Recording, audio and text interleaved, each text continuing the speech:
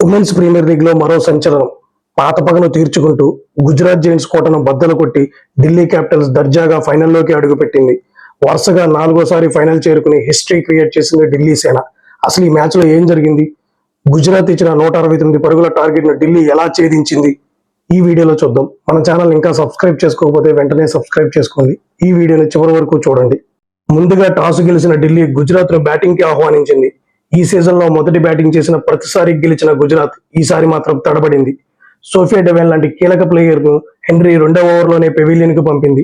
లీ పట్టిన 1 handed catch match కే highlight. ఆ తర్వాత నందిని శర్మ ఒకే ఓవర్లో అనుష్క శర్మ, ఆస్లే గార్డ్నర్లను అవుట్ చేసి గుజరాత్ ను కష్టాల్లోకి నెట్టింది. 16 వికెట్లతో ఈమె ఇప్పుడు ఉమెన్స్ ప్రీమియర్ లీగ్ లో అత్యధిక వికెట్లు తీసిన భారతీయ బౌలర్ గా నిలిచింది. వికెట్లు పడుతున్న కెప్టెన్ బెత్మోని 62 పరుగులతో ఒంటరి పోరాటం చేసింది. వేర్హోమ్ 35 పరుగుల సహకారంతో గుజరాత్ నిర్ణీత 20 ఓవర్లో 168 పరుగులు చేయగలిగింది. 169 పరుగుల లక్ష్యంతో బరిలోకి దిగిన ఢిల్లీ క్యాపిటల్స్ కు లీజోలీ మరియు షఫాలీ వర్మ కలలో కూడా ఊహించిన ఆరంభాన్ని ఇచ్చారు. సోఫియా డెవెన్, రేణుకా సింగ్ ఓవర్లో ఇద్దరు బౌండరీల వర్షం కురిపించారు. కేవలం 5 ఓవర్లలోనే 64 పరుగులు రాబట్టి మ్యాచ్ ని ఏకపక్షం చేసేశారు.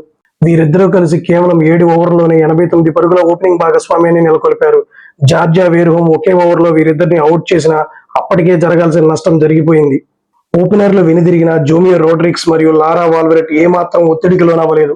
జోమియో తనదైన స్టైల్లో 23 బంతుల్లోనే 41 పరుగులు చేసి స్కోర్ బోర్డును పరిగెత్తించింది. చివర్లో మ్యారిజన్ కప్ 4 కొట్టి మరో 26 బంతులు మిగిలి ఉండగానే 7 వికెట్ల తేడాతో ఢిల్లీకి ఘన విజయాన్ని అందించింది. వరుసగా 4వసారి ఫైనల్ కు చేరిన ఢిల్లీ క్యాపిటల్స్ ఇప్పుడు ఫిబ్రవరి 5న వడోదరాలో స్మృతి మందాన సారథ్యంలో రాయల్ ఛాలెంజర్స్ బెంగళూరుతో తలపడనుంది.